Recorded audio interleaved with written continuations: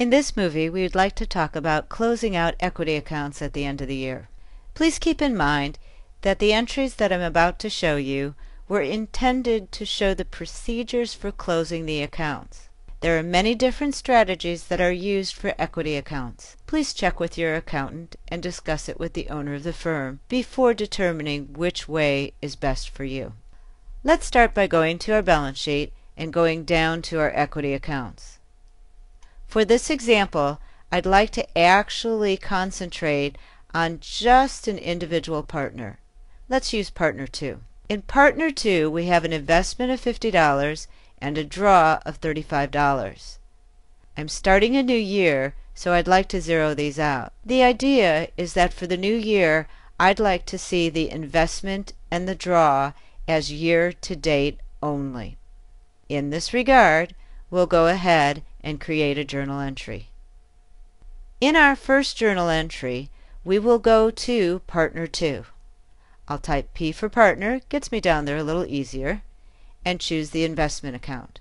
When I go to the investment account, I need to just debit the account for the exact amount on the balance sheet. Now I can't see the balance sheet from here, so I'm just going to restore my screen to a smaller size.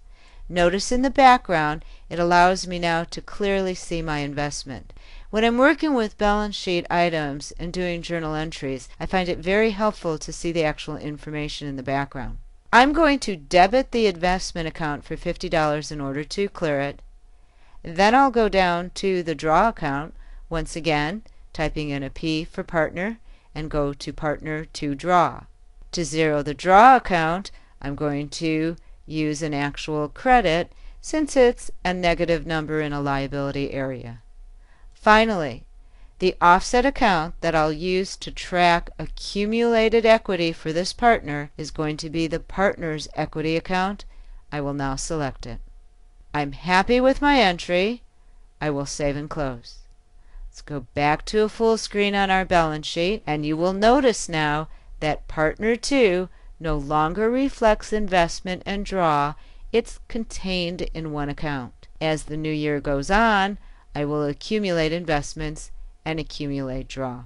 Another item that will take place at the end of the year is the close of the net income account. Note on December 15th that there's approximately $110,000 worth of net income.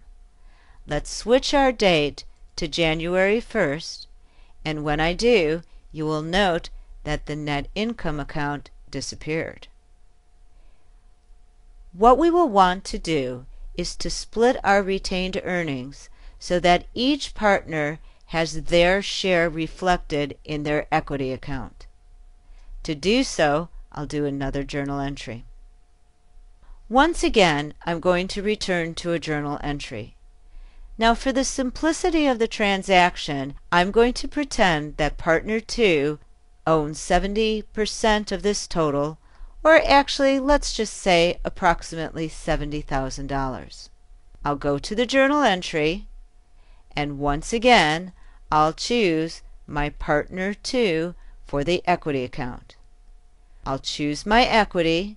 I'm going to increase it by $70,000.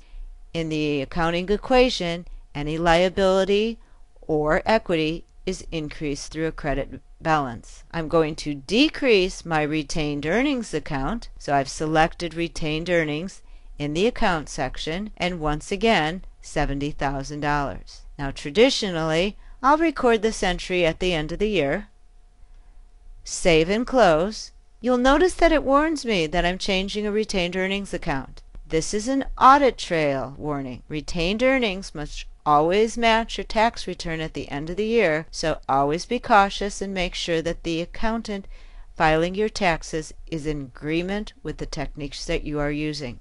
Let's say OK and go back to our statement. You'll notice now in the balance sheet that partner 1 has their equity recorded individually. The second half of retained earnings would now be tied into partner 2's equity. These entries at the end of the year are again for the ability to be able to look at the investment and the draw account on a yearly basis. At the end of the year, we roll them into one accumulated equity account.